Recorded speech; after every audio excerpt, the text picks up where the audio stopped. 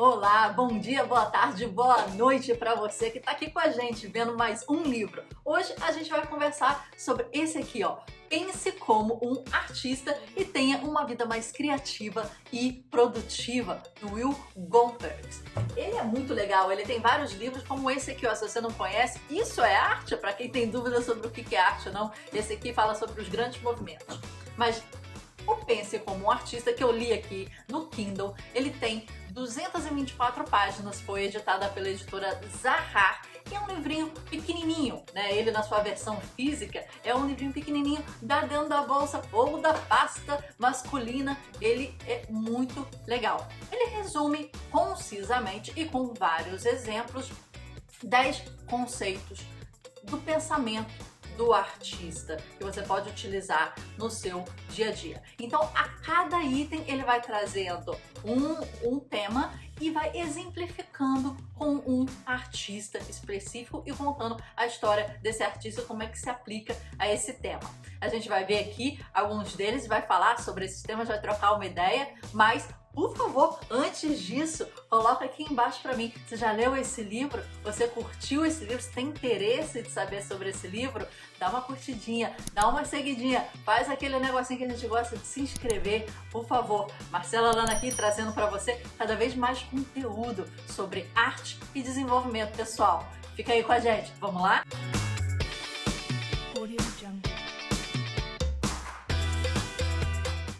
O autor Will Gompertz, ele é editor de arte da BBC e durante esse tempo todo em que ele teve contato com vários artistas, ele trouxe para esse livro o aprendizado dele de quais são as práticas e os processos criativos que esses artistas utilizam para que a sua criatividade floresça. E ele vai discutindo em 10 temas, trazendo vários exemplos de Picasso, Marina Abramovic, Van Gogh, Duchamp, Michelangelo, Da Vinci e vários outros artistas.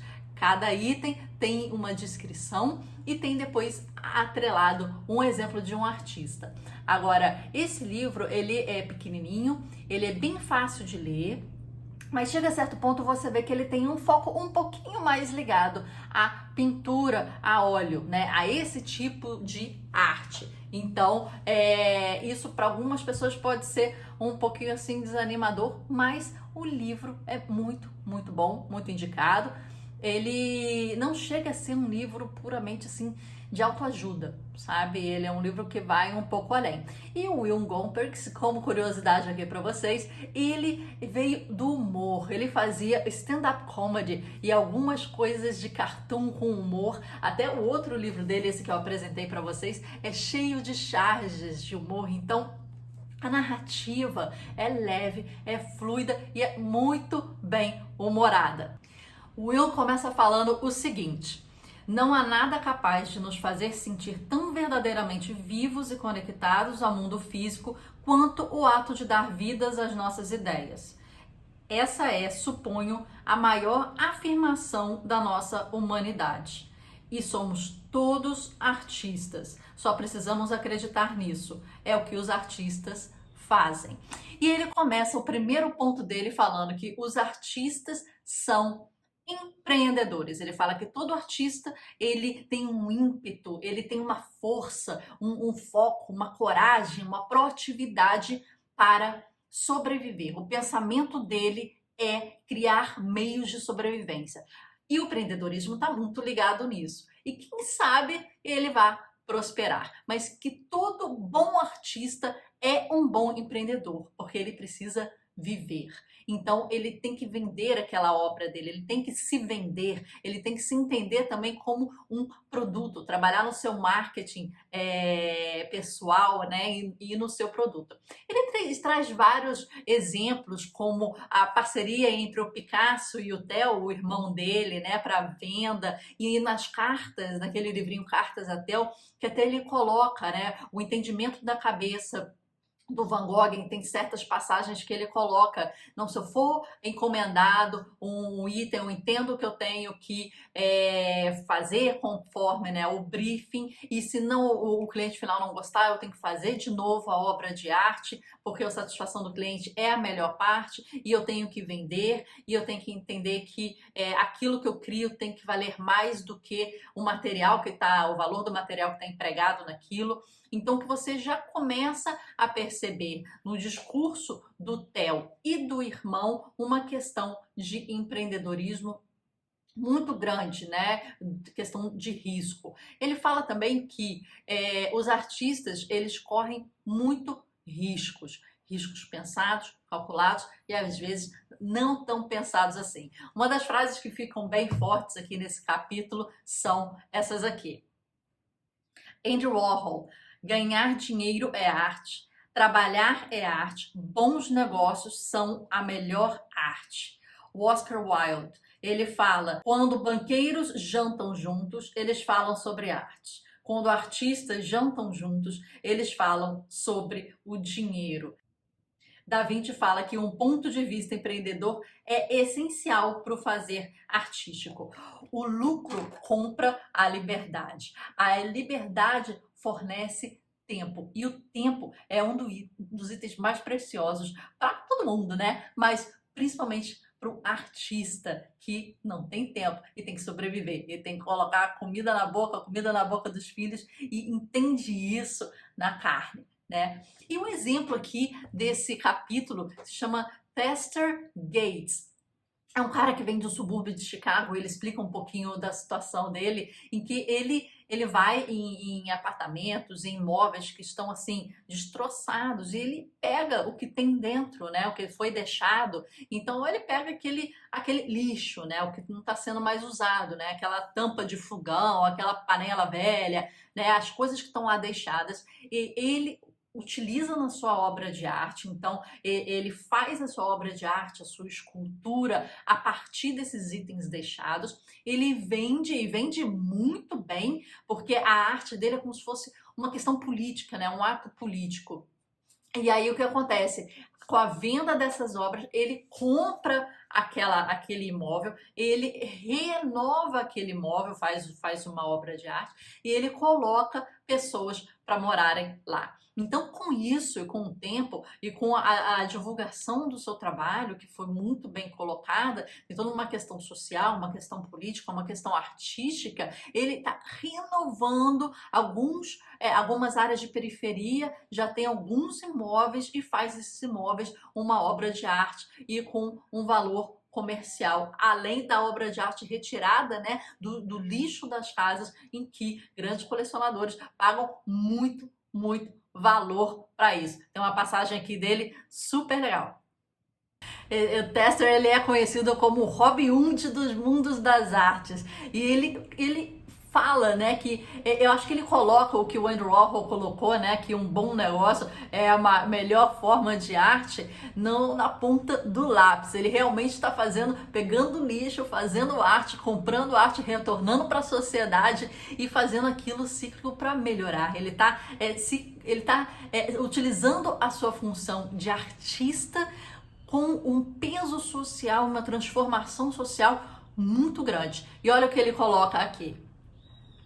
Tester encarna o mantra de Warhol de que um bom negócio é o melhor das artes. Fazer negócios é sua arte e vice-versa. Para ele, o poder de um artista não está na capacidade de transformar um momento em dinheiro. O verdadeiro poder que os artistas têm é a capacidade de mudar o mundo. Há todas essas pessoas no mundo praticando atos horríveis de destruição, nivelando cumes de montanhas, criando guerras. É preciso haver alguém que combata os atos de destruição com atos de criação. E assim termina esse capítulo, que os artistas são empreendedores. Primeiro, é muito importante esse ser o primeiro, né? Como a gente traz a questão de negócios para a arte, e isso não tem problema algum. Capítulo 2, os artistas não fracassam. É isso mesmo que ele colocou. Ele faz uma diferença entre erro e fracasso. Ele diz que, na verdade, o fracasso não existe. Não existe. Na verdade, existe uma sensação de fracasso. Mas o fracasso, ele é volátil, ele é inevitável e incontornável. Quer dizer, ele se configura como uma etapa essencial. Você vai passar por ela com certeza e você tem que passar por ela com certeza. Então, é o fracasso que vai fazer com que você perdure a partir do seu compromisso com o seu ofício. E frequentemente o fracasso leva você a um plano B. Você está fazendo alguma coisa, tem tentativa e erro, tentativa e erro, tentativa e erro, fracassa, passa por esse estágio bem necessário, né, e indispensável, e depois vai chegar num outro momento onde vai se abrir um clarão e você vai conseguir enxergar as coisas de uma maneira diferente. Ele fala que Roy Lichtenstein, ele tinha um designer e um arte completamente diferente, e a partir de uma dinâmica com o filho, um desafio com o filho de quem desenha o melhor Mickey Mouse, ele começou a observar esse outro lado e mudou totalmente a sua arte. Olha isso. Fala que Shakespeare era ator, mas depois se descobriu dramaturgo. Fala que Rolling Stones, ele era uma banda cover. E depois Keith Richards e o Mick Jagger começaram a escrever, porque viram que assim eles conseguiriam se desenvolver como banda e ter um trabalho mais autoral. Que Da Vinci, eles colocavam como um projetista de armamentos, e depois foi para um lado mais artístico e também, né, científico, vamos dizer assim. O Da Vinci era bem assim, qual a palavra? Prolífico, né? Ele era bem de vários ramos. E tem algumas coisas que vale a pena a gente trazer aqui desse capítulo. Ele fala que você nasce com a criatividade, mas não somente você nasce criativo, mas você nasce com uma necessidade de ser criativo. Então, não só a criatividade é inerente a você, mas como você tem a necessidade de colocar para fora. E a única coisa que você tem que se preocupar é o que você quer falar. O que você quer falar? Porque a necessidade de falar, de colocar para fora, de passar a sua mensagem, ela já é inerente do ser humano.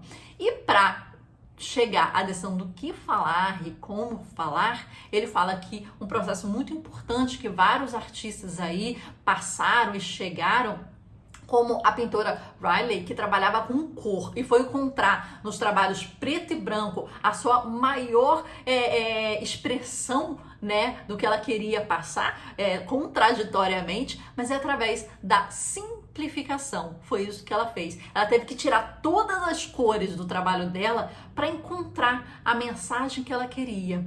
E aí depois introduzir aos poucos as cores, mas dando a ela certos pesos e importância.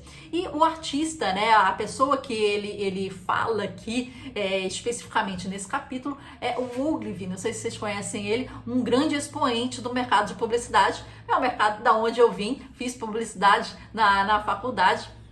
E ele foi assim, teve uma agência fantástica, pegou vários clientes, e ele fala o seguinte: ele veio de diversos nichos, pegando vários trabalhos bem diferenciados, desde trabalhar em cozinha até morar numa comunidade Amish. E ele fala que a composição daquilo que ele foi passando é que fez com que ele pudesse chegar em um certo tempo da vida, um certo tipo de conhecimento com essa bagagem tão plural, e criar uma agência com apenas $6.000 e nenhum conhecimento assim de agência específico, nenhum cliente grande, nada, para competir já com esses grandes clientes. Então, ele traz o Ogilvy como o grande influenciador dessa questão de fracasso, por ter passado em várias coisas na vida. Então ele fala, o que se faz se adiciona ao que se faz. Então tudo vai ser aproveitado, nada é desperdiçado. Independente do trabalho que você tenha, das diversas experiências que você tenha, tudo parece que se afunila para você conseguir